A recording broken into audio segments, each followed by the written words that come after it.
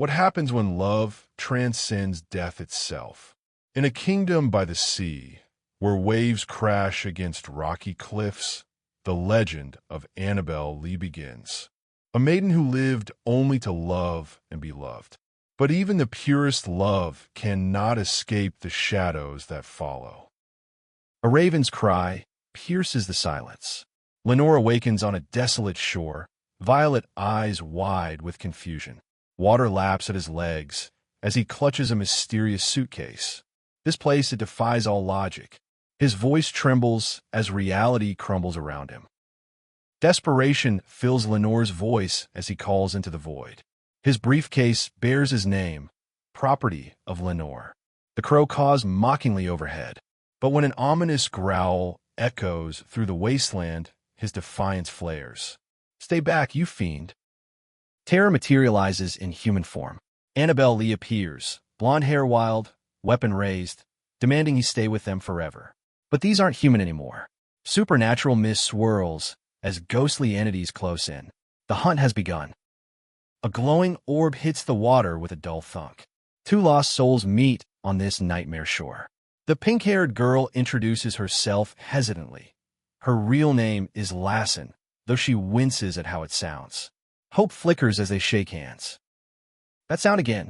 The ominous growling grows closer, but Lenore spots salvation, a building perched on the cliff. Hand in hand, they race along the coastal path. Behind them, three horrific creatures give chase. "Ignore them," Lenore commands. They're slow. In shadowy caves, escape becomes paramount. Lenore whispers urgently to Annabel. They need to run on the count of 3. But her stuttered warning chills his blood. Behind you, an antlered nightmare with a skull face looms in the darkness. "I'll protect you," Lenore vows as chaos erupts around them. Skeletal horrors surge forward while spirits flee in terror. His desperate cry echoes, "Get away!" But Annabel hesitates, torn between escape and something deeper. "Don't go. Not you." A dark-haired boy emerges, pleading with supernatural fervor. "Stay with us." His glowing orb mirrors Lenore's earlier weapon. As the girls flee in terror, clutching their briefcase, the imposing structure of Nevermore Academy looms before them. Their destination awaits. Fear grips Annabel as she glances back, dark tentacles writhing in pursuit. The sound of terror, PAH, KH, fills the air. Lenore holds his head in anguish, overwhelmed by forces beyond comprehension. The nightmare is far from over. Slam! Heavy gates crash shut with finality. Lenore startles at the sound, his formal attire contrasting with his wild expression. In the shadows, figures murmur ominously. "Did you feel that?" "Of course. They're here. The Academy has claimed them." A white-haired figure in elegant dress confronts their companion. Tension crackles as words fail. "Did you say that?" The dark-haired character walks away with determined steps, briefcase in hand. Red roses line the path, beautiful yet foreboding. In a rose garden, Lenore confesses his visions, an omen in his mind. Annabel dismisses it, irritated. But doubt consumes him. Do I even have a mother? His existence feels fractured, memories scattered like autumn leaves. "Come on, let's go." Nothing makes sense anymore, Lenore insists, but Annabel argues back. This feels too real to be mere dreams. In a vine-covered courtyard, he makes a solemn promise. Whatever happens, they'll watch out for each other, no matter what. They clasp hands before the Gothic entrance, promising to protect each other until they wake up. But the ancient doors creak open on their own. Annabel gasps. It seems we're expected. The Academy welcomes its newest students. "Hello, is someone there?" Silver-haired Annabel calls into the ornate corridor. Suddenly, smoke erupts and twin figures materialize, pale-haired, sharply dressed, radiating authority. "Have you no manners at all? The Academy's guardians have arrived." Relief floods Annabel.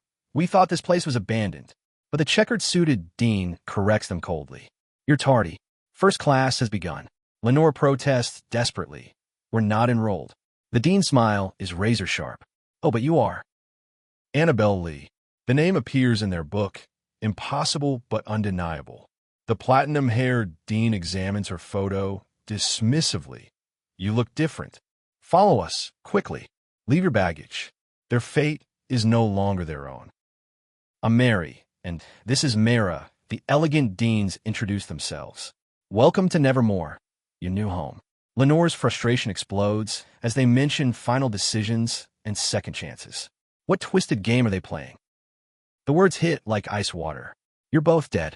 Lenore and Annabel freeze in horror, their worst fears confirmed. Death wasn't the end. It was only the beginning of something far more sinister. In the luxurious classroom, Ms. Puppet begins their otherworldly education. Tavernies is 10 elemental, she explains with theatrical flair. The deans smile knowingly. It's already too late. The curriculum of the dead has commenced. Ms. Puppet's excitement is infectious as she gestures wildly. This looks too good. I just can't wait. But the boy's introduction cuts through her enthusiasm. Puppet, one identifies himself grimly. The mood shifts from joy to foreboding. Dean Mary and Dean Moore make their formal introduction beside the chalkboard marked Nevermore. Moore apologizes for their delay while explaining the realm between living and dead. Being half dead has its perks, she notes with dark humor. You can smell and hear as you're used to. Ms. Puppet explains the duality of their existence. But you can be injured. Boring, terrible, mundane, dangerous. However, there are also ghost forms, specters with unique abilities tied to your past life. Will hurt. The pink-haired girl asks fearfully. Ms. Puppet's response chills the air. Oh, darling, it might. Clear your mind and listen carefully. Bang! The transformation begins with explosive force, terror written across her face. Ethereal wings unfold as the girl transforms, her silver hair flowing like liquid moonlight. A glowing red heart pulses in her chest as she becomes something beyond human. Isn't she beautiful? The dean admires their handiwork. This is Lady Jade. Miss Puppet introduces the transformed girl. The red stain spreads across her white dress as she clutches her chest in distress. A purple-haired student offers cryptic comfort. All the loneliness you feel, be gentle with it. Excellent performance, Annabel Lee. Ms. Puppet awards merits while Lenore explodes in fury. What the devil sort of school is this? To hell with your demerits. His rebellion echoes through the ornate classroom as other students watch in stunned silence. Quite the contrary, Lenore, a shadowy figure, corrects with ominous authority. At Nevermore Academy, we help you on your spiritual journey. Each semester ends with a final exam. Only the worthy will pass. Those who don't aren't suited. Welcome to Nevermore Academy. The ethereal voice continues as rose petals swirl in supernatural winds. Lady Jade trembles beneath her flowing white dress, the weight of worthiness crushing her spirit. The final exam looms like a death sentence. Annabel, Lenore screams as she collapses, tears streaming down her face. Get back in your seat, impertinent child. The authority roars while chaos erupts. Let me through. But the maid restrains her. Pop it. Hold her. Desperation fills the ornate room. Where are you taking us? Lenore demands as a pale figure carries the unconscious Annabel. What about class? But privileges are for worthy students. Disgraced students lose everything. The ornate hallway echoes with dark promises. What about Annabel? Lenore pleads desperately. Don't worry, they assure him coldly. We'll bring her back. But when he refuses to leave her side, their patience ends. Your room. The command is final, absolute. Slam. The door locks with crushing finality. Alone, Annabel curls into herself, recognizing this familiar feeling. Has this happened before? The pain is absent, but something far worse has taken its place, complete isolation. In the red-tinted corridor, Lenore spots his forgotten suitcase. Maybe something inside can help. Hope flickers in his violet eyes as he approaches the case. Desperation drives him toward any possibility of salvation. Just a bunch of junk, Lenore exclaims in frustration, examining the box's contents. But as he holds the spiked bones, recognition dawns. Even so, it's familiar in a way. These are my belongings. Memories stir in the crimson shadows. Where'd I hide my precious guns? Lenore searches frantically through his possessions. His expression shifts from anxiety to dark satisfaction as he discovers a revolver. This is more like it, but his triumph turns to dismay. No bullets. A sewing kit catches his eye. "You'll do," he declares with newfound determination. "This will work. I've done this before." Confidence builds as muscle memory guides him toward a dangerous but familiar plan. Scissors poised at the keyhole, Lenore freezes at the sound of a click. No, the Deans didn't leave. His heart pounds, thump, as skull imagery fills his mind. Where are they? Terror grips him in the narrow corridor. Blast it! Lenore curses, eyes wide with shock and realization. Were those things? They aren't human. The truth crystallizes. His captors are something far more sinister than mere Academy staff. Monsters in elegant disguise. Follow us, quickly, the twin Deans command in their matching suits. I assure you, we care not for your life. Lenore questions their identity desperately. Hello, can you please let me out? But room 603 offers no sanctuary. Don't follow me, Lenore warns, brandishing his makeshift weapon. I say get back. His defiance blazes as he faces the cloaked figures in the ornate corridor. Footsteps echo, TMP, TMP, TMP, as he prepares his desperate escape. A skeletal horror emerges while Lenore crouches with scissors, alert and terrified. Suddenly, a voice calls out, "Annabel, can you hear me?" Someone searches for her desperately in the haunting stairwell. Are you all right? Hope pierces the darkness. What a dreary place, Lenore observes through the window at the crimson sky. A raven flaps ominously outside, and he startles with a sharp intake. NGH. Even here, omens follow him like shadows. Ah, it's you again, Lenore addresses the raven, who apologizes for sneaking up. But when the bird speaks, shock explodes across his face. Pardon? Which part didn't you understand? The part where I'm talking to a bird. The raven reminisces about seeing Lenore on the other side of the glass, calling him naive. Lenore responds with sarcasm despite the surreal conversation. But suddenly, the raven warns of danger. The wisps are behind him. Peril approaches. Wham! 3 figures overpower Lenore, his scissors clattering uselessly.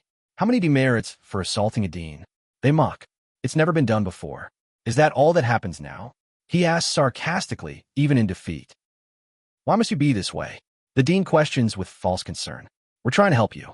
Lenore refuses to believe their lies. Then don't be surprised if things go badly. Their true goal, to break him completely.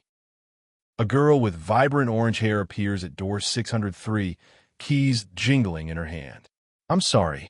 I must be interrupting something. But her bright smile cuts through the tension. I guess I'm your roommate? A new alliance forms. In a fiery sunset, Lenore stands by the window with torn fabric scattered around him, flexing a red ribbon. A gothic woman with flowing white hair shares an intimate moment nearby. But the orange-haired girl interrupts. What are you doing? Secrets unravel. What could Lenore possibly be searching for?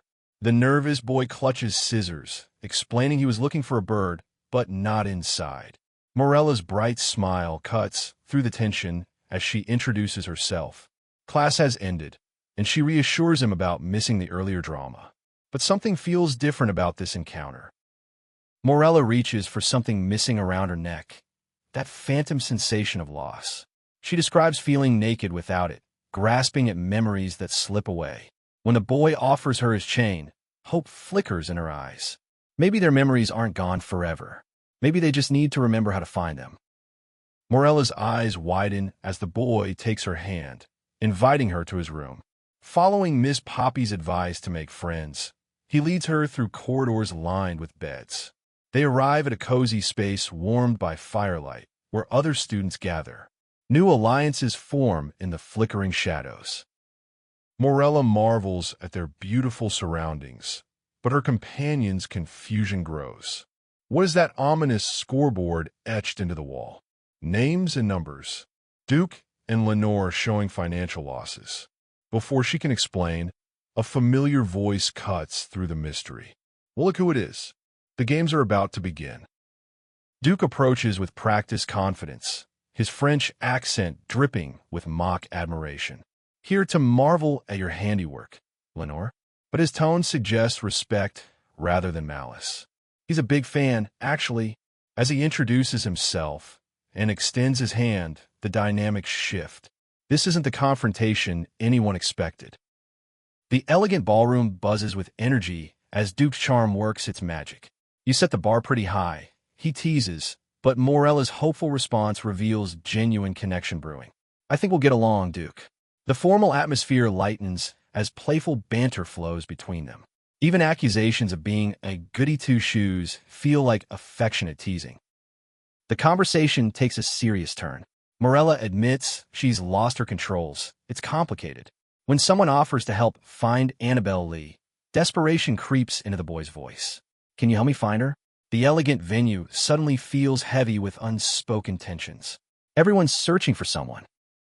A haunting question echoes through the dimly lit room. What if I told you that I loved you? Below, rose petals frame an intimate moment between pale-haired beauty and dark intensity.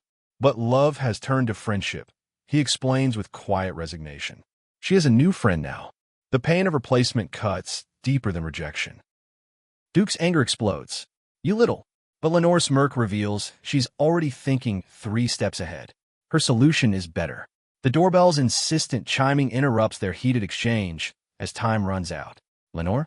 It's time to go home. They'll face demerits if they dawdle. The games have consequences. What the blazes is her problem? Duke and Morella joke about someone's foul mood as they navigate the ornate staircase. Hell if I know. She's been a brat all day. But their playful banter shifts to urgency as Morella pushes them forward. The deadline approaches, and they can't afford to be moody now. In the red-tinged atmosphere, tensions reach a breaking point. The boy warns against accumulating demerits while Morella sits pensively with her spoon. Getting mad will only earn more punishment, he reasons. But she's tired of letting people get to her. First the dean, then Ada. The pressure is building to a dangerous crescendo. It's too late for me, the boy despairs, his ruffled shirt reflecting his inner turmoil. I'll never catch up, but Morella won't let him surrender to hopelessness. Not if you don't try. She counters with fierce determination. Her question cuts to the heart of everything. Why is mortality something you want as a game? Annabel Lee appears, her orange curls catching the candlelight. What you did in class. You seem like a good friend, she says with genuine warmth. The boy's anxious response, just stick to it, all right, reveals deeper concerns. But when he spots Lenore bound in sheets on the bed, panic strikes. Oh, and Lenore. Something's very wrong. Are you going to try to sneak out tonight? Morella's concern is palpable as she warns about the wisps patrolling after hours. Please don't do that, she pleads, not wanting him to risk danger. He agrees to stay safe, but his thoughts betray him. He's still planning to search for Annabel. Meanwhile, a mysterious blonde woman watches from the shadows. In the crimson darkness, hope flickers like a dying flame. Together we'll figure out how to escape this terrible place, the pale girl promises in her flowing dress. The dark-haired boy's resolve hardens. I'm not leaving here without. A pinky promise seals their desperate pact. Even bound and broken, their connection endures. The storm erupts with supernatural fury. Rain streaks the darkness as lightning splits the sky. Crack. A woman with piercing blue eyes fights to control her terrified horse. The beast's eyes roll white with fear as thunder crashes overhead. Nature itself seems to rage against what's coming. This is no ordinary tempest. Where the devil am I now? Lenore cries as her horse rears in terror. Lightning strikes again, crack, and she's thrown violently to the muddy ground. Whack. The impact is brutal. Blood stains her trembling gloves as reality blurs. Is this real? The storm has claimed its first victim, but death is only the beginning. I must do something, or this storm will be the end of me. Lenore struggles against the elements, her voice breaking with exhaustion. Through the rain, a familiar figure approaches. Lenore. The man calls desperately, leading his white horse through the deluge. His fear is raw, unguarded. He knows she's in mortal danger. In the storm's eye, 2 figures embrace with desperate intensity. White hair flows like silk against dark fabric as rose petals dance between them. But the moment shatters. Theo lies broken on rain-soaked earth, struggling to consciousness. Lenore, he shouts, leading the white horse toward an unseen tragedy. The storm takes no prisoners. What happened? You're bleeding. Theo's voice cracks with terror as he sees Lenore's wounds. But she turns his concern back on him. What are you thinking, riding in weather like this? Their love is a double-edged sword. Each cares more for the other's safety than their own. Come, we shouldn't tarry. Death is hunting them. I didn't mean to inconvenience anybody. Lenore protests as Theo helps her to the white horse. You needn't have come looking, she insists, but his response reveals the depth of his devotion. What brother would I be, leaving you out in the rain? Hold on tight, he commands. Some bonds transcend even death's approach. How is your hand? Lenore's concern pierces through the storm as they ride together. Oh, it's fine. Just a cut. Theo deflects, but deeper wounds fester beneath. Care to tell me what's got into you, then? The question hangs unanswered in the lightning-torn darkness. Some truths are too painful to speak. I am sorry, Lenore. Theo's apology carries the weight of unspoken guilt. It's just like my dreams, she whispers back, recognition dawning in her eyes. I know. The white horse gallops through the storm-torn landscape as prophecy becomes reality. The dreams were memories. The memories were warnings. But they came too late. Thunder explodes overhead, KRRRAK. Lightning illuminates the nightmare unfolding as Theo lifts Lenore's broken form. Rain mingles with blood on her white dress. I've got you, he promises through gritted teeth, sweat and desperation etched on his face. But can love conquer the storm that fate has unleashed upon them? Look out! Lenore's warning cuts through the storm's roar. But it's too late. The massive tree branch falls with a sickening thud. Theo collapses, blood streaming down his face as consciousness fades. What just? His broken whisper trails off. The forest itself has turned against them. Nature claims its sacrifice. What happened? Theo gasps, disoriented and bleeding. Everything hurts. I can barely breathe. But Lenore needs him. Then please help me. It's too heavy. She begs desperately. The fallen tree has pinned something or someone. How?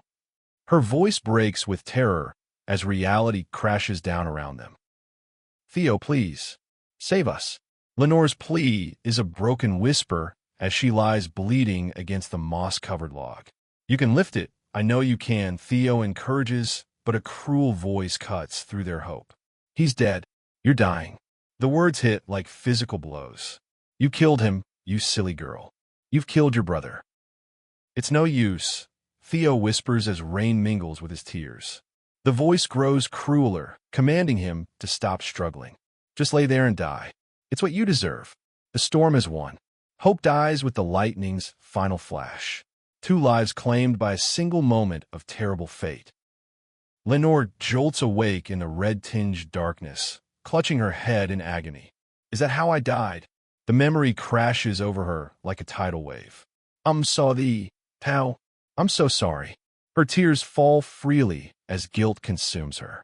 The truth she's uncovered is more terrible than any nightmare. She killed her own brother. Rose petals frame a moment of impossible beauty, white hair and dark eyes locked in eternal longing. But reality intrudes as Morella shakes her friend awake. Lenore, wake up. I'm fine. Maella. Lenore insists weakly. I just didn't sleep very well. But some truths are too heavy for sleep to wash away. The dead remember everything. Well, get ready then. Morella chirps with infectious energy. We're meant to meet Ms. Pepper in the Rose Gardens today. You seem terribly chipper about it, the boy observes skeptically. But the blonde woman's warning cuts through the mood. Don't look at who's behind her. Some excitement hides darker currents. Shall we go? The blonde girl clutches her papers as they prepare to leave their vintage sanctuary. Yes, let's, her companion agrees. They discuss their shared circumstances, being the same sort of person in this strange place. Others notice the blonde's beauty, commenting on her graceful presence. Lucky they were placed together. Birds of a feather. I believe we'll make for an effective little group, the platinum blonde declares with quiet confidence. You seem like a good leader, Her dark-haired companion responds admiringly. But shadows lurk in their conversation. That cold girl Lottie was looking for you, apparently very upset. She seems to think she's no good. Success breeds its own dangers. I suspected that was the case. The white-haired woman exclaims as her companion laughs conspiratorially. She's such a bore. They agree about some absent target. Their shared mockery bonds them as they stride into the rose garden, claiming they'll be unstoppable. But shadows watch from behind. What is going on? Not everyone appreciates their confidence. Annabel. The boy's shock is palpable as he recognizes the blonde girl approaching through the roses. Stalk her much? Someone quips from the sidelines. But Annabel's sincerity cuts through the sarcasm. I appreciate your concern. The garden witnesses an unexpected reunion as past and present collide in blooming beauty. What are you? I didn't mean to give you the impression that we were friends. His words land like stones in still water. The staircase leads down into shadow, bordered by blood-red roses that seem to mock the tension. Please leave me out of this, someone pleads desperately. A solitary figure stands amid falling petals. Connection and rejection dance their eternal waltz. Rose petals drift like fallen dreams as the boys discuss Annabel Lee's true nature. You wouldn't think so looking at her, but that Annabel Lee is pretty merciless, huh?